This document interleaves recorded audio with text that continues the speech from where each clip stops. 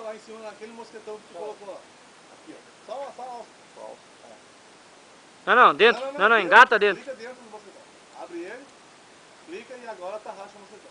Salva direito, pelo amor de Deus. O que nós vamos ter aqui, pessoal? Nós temos aqui, ó. Vira pra lá, vira ele pra lá. Nós temos aqui. Olha o que nós temos aqui. Temos de romana. Aqui, ó, tá Eu preciso batendo. tirar aquele mosquetão ali. Como esse camarada tá... Faz, Leleca, agora faz. Dá uma puxadinha pra cima. Puxa mais. Puxa mais. Pode puxar. Vai puxando. Canta agora. Puxa ele pra cima primeiro. Vai puxando. Toca a corda aqui, né? Bota mais uma vez em cima.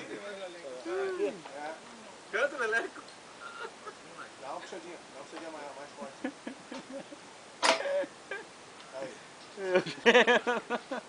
Não, salvamento. O que acontece, pessoal? Não é fácil, não. Se fosse um salvamento que nós não quiséssemos, que nós fosse de verdade, uma situação real, o que o camarada quer fazer, o Milico aqui?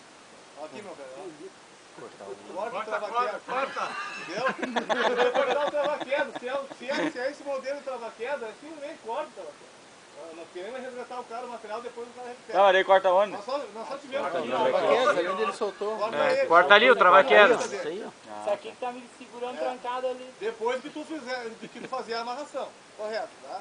Se não é esse trava-queda aqui, se é um de corrente, um outro modelo, aí tu tem que fazer esse processo e tirar ele manualmente. Não faz nada de força. Nada. Agora ele vai Só vai liberar com a mão. Só vai puxando. Vira uma rondana, né? Ele pode chegar na barbado. janela do prédio, fazer essa liberação pela janela, Não roldana mesmo, né? É Agora parecido. fala, Leleca, É o aí. mesmo Tem sistema. o sistema, só que a roldana vai te descer direto, né? Eu posso fazer um resgate aqui de baixo Ali a mesmo. própria corda vai se segurando O junto, né? próprio acidentado ele pode se fazer o processo ali, se ajudar e eu posso liberar ele daqui.